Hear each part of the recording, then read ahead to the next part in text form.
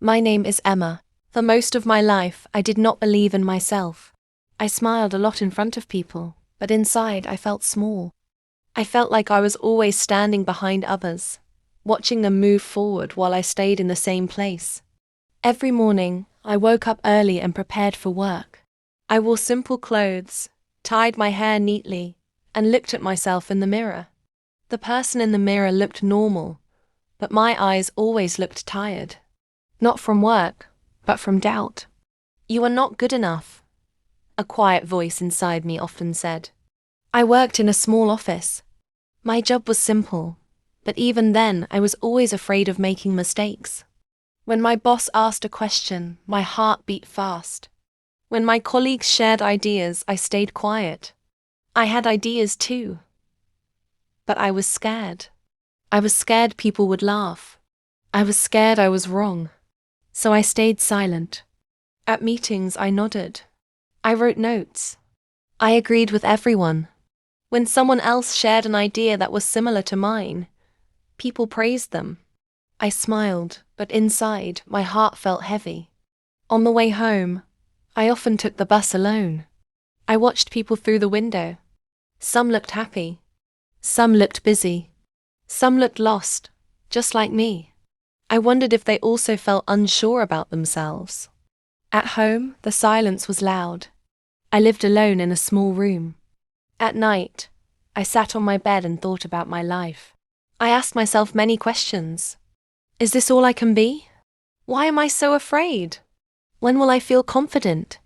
I remembered my childhood. I was a quiet child.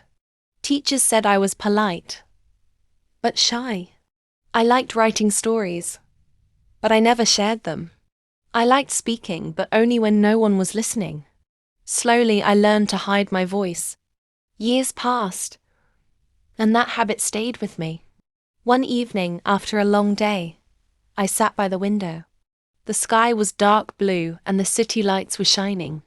I felt tired, not in my body, but in my heart. I whispered to myself, "I am tired of being afraid." The words surprised me. I did not know why I said them, but they felt true. For the first time, I listened to my own voice. It was soft, but it was there. It did not shout. It did not demand. It simply asked to be heard. That night, I could not sleep. I kept thinking, maybe I was not weak. Maybe I was just scared. And maybe fear could change. I did not know how. I did not know when. But deep inside, a small feeling began to grow. It was not confidence yet. It was hope. And that was the beginning. The next morning, I woke up feeling different. Nothing around me had changed, but something inside me had. The small feeling from the night before was still there. It was quiet, but it did not disappear. At work, I tried to act normal. I made coffee, opened my computer, and checked my emails. My hands still felt a little cold, but my heart was not as heavy as before. That day, my boss announced a new project. He asked if anyone wanted to share ideas. The room became quiet. I felt the familiar fear rising in my chest. My heart beat fast, and my thoughts became messy. "Stay quiet," the old voice said. "You might say something wrong." I looked down at my notebook. I had written an idea earlier that morning. It was simple, but it was honest. I held my pen tightly. Then I remembered the words I whispered the night before. "I am tired of being afraid." My hand slowly lifted. It was shaking, but it was lifted. "Yes, Emma," my boss said. My voice was soft at first. I have a small idea." The room felt very still. I could feel my face getting warm. I explained my idea slowly. I did not use big words. I did not try to sound smart. I just spoke from my heart. When I finished, there was a short silence. Then my boss nodded. "That's a good point," he said. "We can try that." My colleagues looked at me. Some smiled. No one laughed. No one looked angry. I sat down, feeling surprised. I did not feel proud yet. I did not feel confident. But I felt something new. Relief. For the rest of the day, my mind kept replaying that moment. I had spoken. The world did not end. People did not reject me. On the bus ride home, I looked at my reflection in the window. I looked the same, but my eyes were different. They looked a little brighter. That evening, I decided to do something else. I opened my old notebook, the one where I wrote stories but never shared them. I read a few pages. Some sentences were messy. Some were simple. But they were mine. I wrote one new page. Just one. I am learning to trust my voice, I wrote. As days passed, I tried to take small steps. I asked questions at work. I shared opinions with friends. Sometimes my voice shook. Sometimes I made mistakes. But nothing bad happened. One night, I met my friend Lily for dinner. She looked at me and said, "You seem different lately." I smiled. "I'm trying something new," I said. "What is it?" she asked. I thought for a moment. "I'm trying to stop hiding." Lily smiled warmly. "I think that suits you." Her words stayed with me. I began to understand something important. Believing in myself did not mean being loud or perfect. It meant being honest and brave, even in small moments. The fear was still there, but it was no longer in control. And slowly, step by step, I was walking forward. For a while, things felt better. I spoke more at work. I smiled more often. I felt proud of myself, even for small things. I thought maybe the fear was finally leaving me. But doubt does not disappear so easily. One afternoon, my boss asked me to lead a small presentation. When he said my name, my heart dropped. The room felt too quiet. Everyone turned to look at me. "Me?" I asked, hoping he would change his mind. "Yes," he said kindly. "You can do it." I smiled, but inside I was shaking. That night, the old thoughts came back. What if you fail? What if you forget your words? What if they see you are not good enough? I sat at my desk, staring at my notes. My hands felt cold again. The small confidence I had built began to crack. I wanted to tell my boss I was sick. I wanted to hide. I remembered how I used to run from challenges. It was easier to stay quiet. It was safer. The day of the presentation came. I stood in front of my colleagues. My mouth felt dry. My legs felt weak. I began to speak. At first, my voice was very soft. I lost my place once. Someone asked a question, and I did not know the answer. My face burned with shame. "I'm sorry," I said. "I will check and get back to you." I sat down feeling small again. That evening I cried. I felt angry at myself. "I tried," I whispered, "but I am still not strong." I almost believed that thought. Then my phone buzzed. It was a message from my boss. "You did better than you think. Thank you for trying." I stared at the message for a long time. Later that night, I opened my notebook again. I wrote honestly, without fear. I was scared today. I made mistakes. But I did not give up. As I read the sentence again, something changed. I realized that believing in myself did not mean never failing. It meant standing up even when I was afraid. It meant learning, not running away. The doubt did not disappear. It sat quietly beside me. But this time, I did not let it speak too loudly.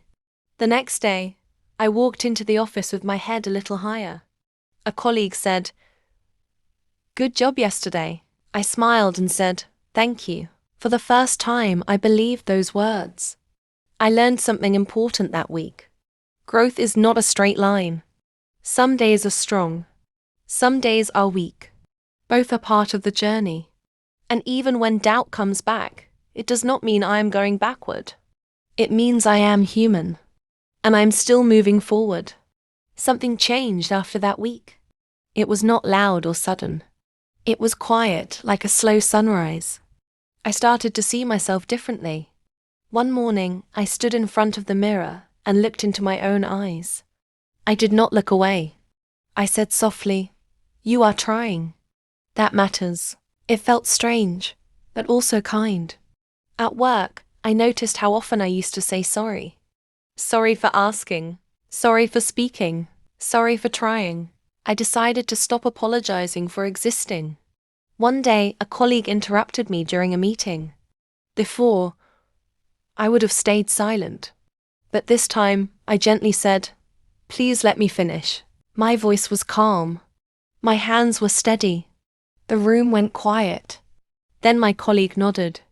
I finished my sentence. No one looked upset. No one judged me. I felt taller. Outside of work, I also began to change. I started saying no to things that made me feel small. I stopped explaining myself to people who did not listen. I spent more time doing things I loved. I wrote in my notebook every night. I walked alone in the park on weekends. I listened to music and let my thoughts breathe. One evening, my mother called me. She asked, "Are you okay? You sound different." I smiled.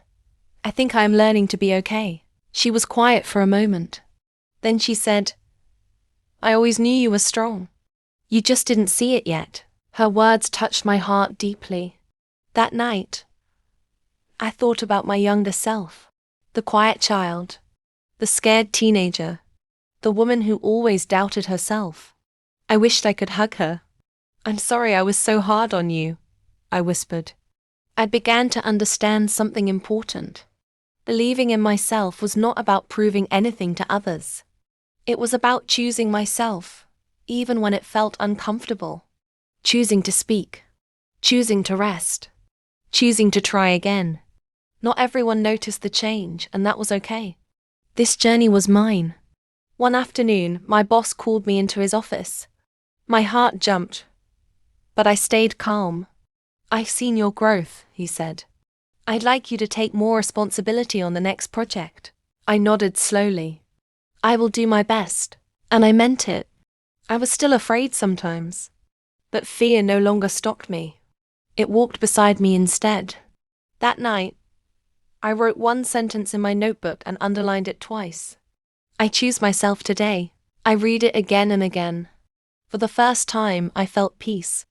Not because everything was perfect, but because I trusted myself enough to face whatever came next. And deep inside, I knew something important was close. The day I would truly believe in myself. It was a bright morning when I realized something had shifted inside me. I woke up feeling light, not heavy. I felt ready. Ready to face the world with all my small courage and hope. At work, my boss asked me to lead a bigger meeting. My heart beat fast, but not with fear. It was excitement. I had prepared well, and I trusted myself to try. I walked into the room, my notebook in hand. My colleagues looked at me. I smiled. I did not need to hide anymore. I began to speak. My voice was clear. I shared my ideas honestly. I made small jokes. I laughed when I made tiny mistakes. And something incredible happened. People listened. They nodded. They asked questions. They even added ideas to mine. I realized in that moment that I was not just speaking. I was being heard. My thoughts mattered. My voice mattered. After the meeting, my boss said, "Emma, I'm proud of you. You've grown so much." I smiled, but inside, I felt a stronger truth. It was not just about growth at work. It was about life. About believing that I could try, even when it was hard. About loving myself enough to take small steps every day. On my way home, I walked slowly through the park. The sun was warm on my face. Birds were singing. Children were playing. For the first time in a long time, I felt connected to everything around me.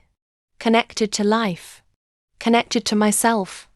I thought about all the years I had doubted myself.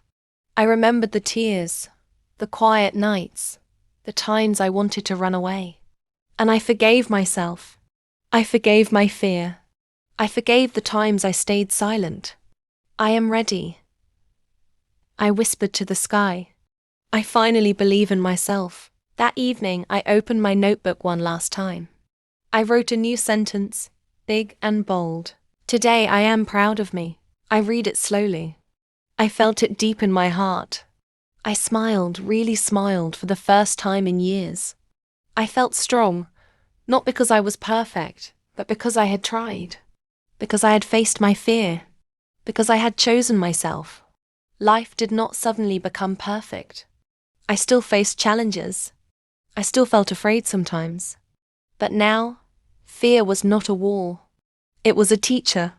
It was a sign that I was growing. I went to bed that night feeling calm. I closed my eyes and thought of the quiet child I once was. I whispered softly, "You made it. You are brave. You are enough." And for the first time, I truly believed it. From that day, everything changed. Not outside, but inside. I knew that believing in myself was not a single moment. It was a journey. And now, I was ready to walk it fully, step by step, with courage, love, and hope. The day I finally believed in myself was not just one day. It was the beginning of a new life.